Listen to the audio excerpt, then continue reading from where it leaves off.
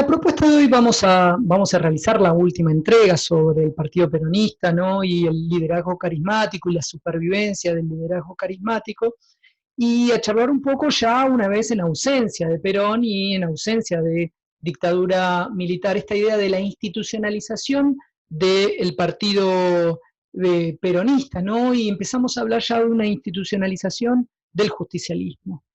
Y el proceso que claramente llevaría a la institucionalización del peronismo tuvo marco en el legado del régimen autoritario que gobernó la Argentina entre el 76 y el 83. El anuncio de la apertura democrática a mediados del año 82 trajo consigo una de las expresiones más elocuentes del compromiso ciudadano con la democracia, ¿no? El alto nivel que hubo de afiliación a los partidos políticos. Interesante porque en marzo de 1983 los datos oficiales registraban unas casi 3 millones de nuevas afiliaciones, de las cuales 1,5 correspondieron al PJ y un poco más de 500.000 a la UCR, el resto a otros partidos políticos. Es así que el PJ encaró el proceso electoral de 1983 conservando claramente la misma dirigencia que tenía al momento del golpe del 76. Es interesante porque Isabel de Perón continuaba siendo la presidenta, pero al encontrarse en el exilio en Madrid, fue el vicepresidente del partido, Vittel, exgobernador Chaco, quien asumió la representación efectiva del partido. El rasgo sobresaliente de esta conducción fue, sin embargo, el espacio que fueron ganando el sindicalismo, en especial la posición de Lorenzo Miguel, era el líder de las 62 organizaciones, el brazo político del sindicalismo peronista, que al poco tiempo ocupó, por ejemplo, la vicepresidencia. La tarea más inmediata del partido era la nominación de los candidatos. La tradición del movimiento peronista había sido tratar de confeccionar listas, las llamadas listas de unidad, que fueran luego refrendadas por el Congreso Nacional del partido. Ese fue nuevamente el método empleado en 1983 para designar los candidatos presidenciales sin que los actores intervinientes contaran ya con el arbitraje de Perón. Finalmente, un pequeño grupo de notables, ¿no?, de cuyas figuras predominaran Lorenzo Miguel, Vittel, Herminio Iglesias, Antonio Cafiero, Ítalo Luder, se decidieron por la nominación, Luder-Vittel. Las elecciones generales se llevaron a cabo en octubre, recordemos, de 1983. Era la primera vez después de más de 4 décadas que los argentinos concurrían a las urnas sin que candidato o partido político alguno fuera proscripto, sin ausencia de libertades políticas, por lo menos libertades políticas limitadas. Y era la primera vez también que el peronismo se sometía a una prueba electoral desde la muerte de su líder. El resultado, recordemos, fue un gran y duro revés. La mayoría de los ciudadanos, cerca del 52%, se pronunció a favor del candidato presidencial de la Unión Cívica Radical, Raúl Alfonsín. Y tras casi 40 años de hegemonía sobre la escena política del país, el PJ había sido derrotado en el campo en el cual se consideraba, si se quiere, imbatible, el de las mayorías populares. Entonces, bastante interesante para recordar y para tener en cuenta. Y esto implica que luego de esa derrota hay una necesidad de una reorganización del PJ. El impacto del fracaso electoral del peronismo planteó con inusual prudencia la urgente necesidad de tener que llenar el vacío dejado por la muerte de su líder. Ese fracaso había demostrado, entre otras cosas, que no bastaba con invocar a la memoria del general Perón para garantizar el éxito en las urnas. Ciertamente no había conseguido el premio mayor, es verdad, no tenía la presidencia. Pero recordemos que se habían ganado las gobernaciones en nada menos que 12 provincias, mientras que el radicalismo en ese momento había obtenido solo 7. Este mejor desempeño en las elecciones provinciales le permitió al PJ contar con un bloque mucho más numeroso de senadores en el Congreso. Y ni hablar en las legislaturas provinciales. Con estos triunfos a nivel regional, el PJ demostraba que aún en ausencia de Perón, continuaba expresando una tradición política. Y esto proporcionaba títulos suficientes como para competir en la reorganización que inevitablemente se avecinaba en el peronismo. Precisamente con ello se fue conformando una nueva coalición de dirigentes. En lo inmediato, de todos modos, se plantearon formalmente dos cuestiones. Por un lado, había que definir el papel, ese legado del liderazgo carismático que le cabía desempeñar a Isabel Perón, que era la presidenta del movimiento, pero era la presidenta a distancia del partido. Y por otro lado, enfrentar el conflicto siempre latente en el peronismo, es decir, ese conflicto que había vuelto a asomar a la superficie, el lugar de los políticos frente al lugar de los sindicalistas. Es interesante porque entre 1984 y 1987, el PJ invirtió sus energías en resolver estas cuestiones en particular. Se produjeron rupturas, congresos paralelos, cambios de alianzas, recursos a las justicias que no alcanzaron, pero que claramente no lograron quebrar la unidad. En este proceso, el hecho más relevante, si se quiere, fue el reconocido y el llamado sector renovador, gestado alrededor de un grupo de parlamentarios del partido al cual se le unieron varios gobernadores. Quizás la cabeza más visible haya sido Antonio Cafiero, pero también estaban Carlos Grosso o Carlos Menem, quienes declararon poseer como principal objetivo la institucionalización y la democratización de la sigla PJ. En su enfrentamiento con la conducción nacional, Cafiero fue protagonista de una de las más importantes batallas libradas por la corriente renovadora en la provincia de Buenos Aires, alcanzando obtener luego la nominación y la gobernación. El éxito de los renovadores en las elecciones de 1987, sobre todo el de Cafiero, electo gobernador de la provincia más poderosa de Buenos Aires, consagró su predominio en una nueva conducción del PJ. El reforzamiento de la clase política justicialista, a su vez, fue acompañado por una clara fragmentación de los liderazgos sindicales, y con ello las 62 organizaciones fueron perdiendo gravitación dentro del universo del Partido Justicialista. El partido, se puede decir en tanto organización, comenzaba a desprenderse, si se quiere, de las herencias recibidas por sus orígenes del liderazgo carismático. Esto llevó a una segunda etapa que tiene que ver con la institucionalización del partido. Entonces, con el paulatino predominio que fueron adquiriendo los sectores renovadores, ¿sí?, que se fueron sentando en las bases de un nuevo consenso, quedó reflejado en los cambios introducidos en la Carta Orgánica del PJ. El diseño organizacional del PJ continuó conservando espacios, obviamente, para el partido, para el movimiento obrero, para la mujer, para los jóvenes, en los distintos niveles distritales, también para los técnicos y para los profesionales. El cambio radical, sobre todo, operó en las reglas para la toma de decisiones. Entonces podemos decir que con la desaparición del líder, la doble función que ejerció como fuente de legitimidad e intérprete de las reglas claramente quedó vacante.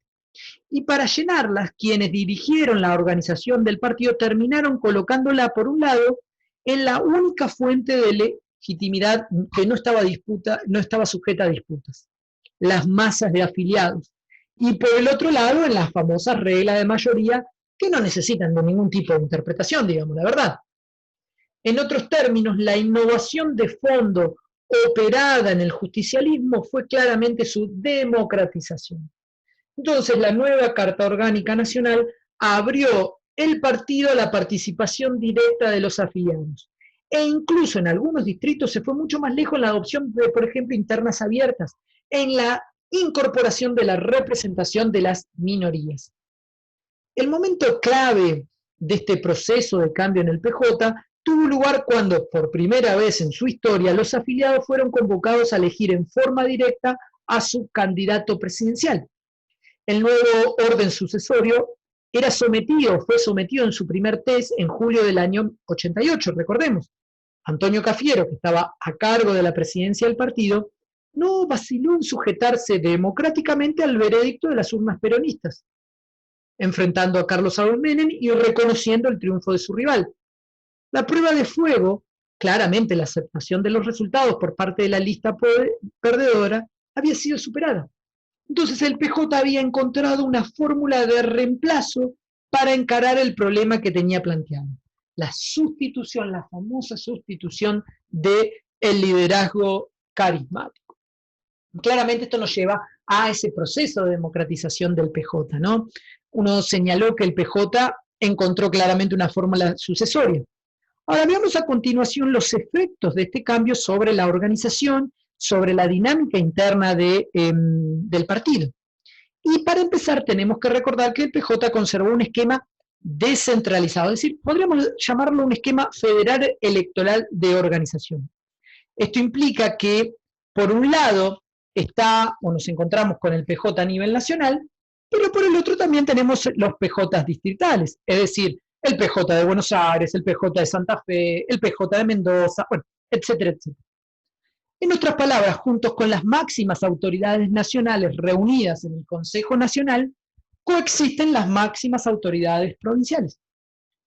Con el proceso de democratización interna que les muestro aquí en la pantalla, el poder de decisión comenzó a fluir de abajo hacia arriba, de modo tal que las autoridades superiores deben descansar en una coalición de dirigentes de menor nivel.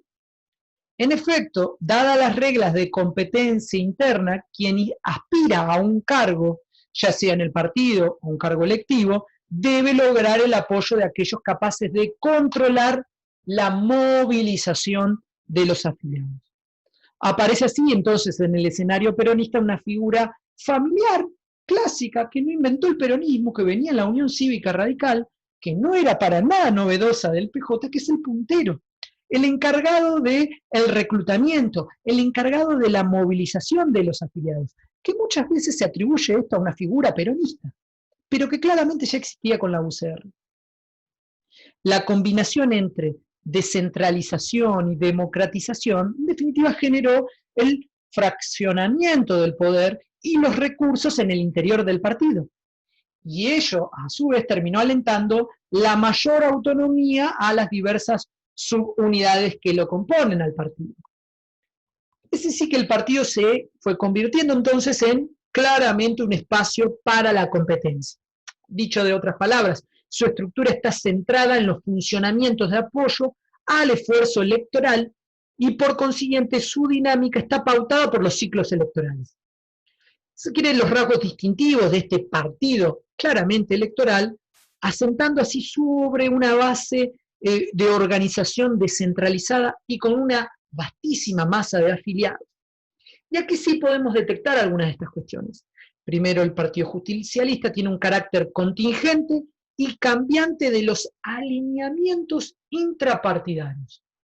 ¿Qué significa esto? Dado que la competencia es fundamentalmente una competencia por cargos, las coaliciones se forman según las expectativas de éxito. Y claramente esas coaliciones también cambian de acuerdo con el número de votos obtenidos. Segundo lugar, dirigentes funcionarios. El principio de legitimidad básico para aspirar a cargos en el partido es el triunfo de las urnas. Por esta razón, los que ocupan cargos directivos en el partido son centralmente funcionarios electos. Tercero, liderazgo nacional inestable. ¿Qué significa esto? Que cuando el partido está en el gobierno, es decir, cuando ocupa la presidencia en la nación, el presidente, normalmente pasa a ser el líder del partido. Se trata de un liderazgo fuerte gracias a los recursos estatales que se encuentran a su disposición. En cambio, cuando está en la oposición, la estructura descentralizada del partido da lugar a un liderazgo nacional débil. Y esto ocurre principalmente por dos razones, si se me permite. En primer lugar, porque no descansa en un triunfo electoral como factor de cohesión, típicamente, y es por lo tanto rápidamente desafiado por liderazgos alternativos. Y en segundo lugar, porque son escasos los recursos, claramente son escasísimos los recursos que maneja. En cuarto lugar, bajo nivel de burocratización. Dada la estructura del partido y las reglas de competencia oportunamente descritas, los incentivos para dotar a la organización partidaria de cierto grado de burocratización son escasos. Por ejemplo, un ejemplo típico, los aspirantes a cargos selectivos procuran siempre reunir recursos propios, ¿para qué? Con el objetivo de mejorar sus perspectivas electorales. Por otra parte, ciertos dirigentes, en particular los que ocupan cargos ejecutivos, ya sea a nivel nacional, provincial o municipal, cuentan con los recursos clientelares, de patronazgos, los recursos logísticos del Estado para sobrevivir. En este caso, el aparato estatal termina sustituyendo al aparato partidario. En quinto lugar, debemos tener en cuenta el lugar secundario de la plataforma electoral. ¿Qué estamos diciendo con esto? Que dada la naturaleza de la competencia en el propio seno del PJ, la plataforma electoral ocupa un lugar subordinado dentro de sus preocupaciones regulares. En este sentido, uno podría decir claramente que se cumple más que nada en torno a la plataforma electoral con las formalidades de la ley de los partidos políticos que exigen una suerte de presentación de alguna plataforma por parte de los candidatos presidenciales, ¿sí? El mejor ejemplo es la década de los 90 y la plataforma electoral de Menem, y luego lo que lleva a cabo una vez en la presidencia. Entonces uno podría decir, si se quiere, como una suerte o una forma de conclusión, desde una perspectiva más teórica, que creo que es la que me corresponde a mí, se sostiene que la capacidad de supervivencia de los partidos está vinculada claramente con el grado de institucionalización de sus reglas, de sus prácticas y de su capacidad para adaptarse a contextos cambiantes. Y el peronismo lo ha hecho en ese sentido. Y respecto, sobre todo, de este último punto, la elasticidad organizativa del Partido Justicialista ha sido funcional a su capacidad de adaptación, tanto para hacer frente al desafío de la muerte de su líder, como más contemporáneamente para encarar procesos económicos, procesos sociales, los más importantes operados en el país. El conflicto, a modo de cierre, la tentación por la escinsión es en este marco muchas veces una de las salidas que ofrece en definitiva el repertorio que maneja el PJ. De todos modos, uno podría decir que estas escisiones no serán definitivas en tanto no se le exija al PJ modificar, podríamos decir, lo que constituye la base de su capacidad aglutinadora, la idea de la indefinición programática.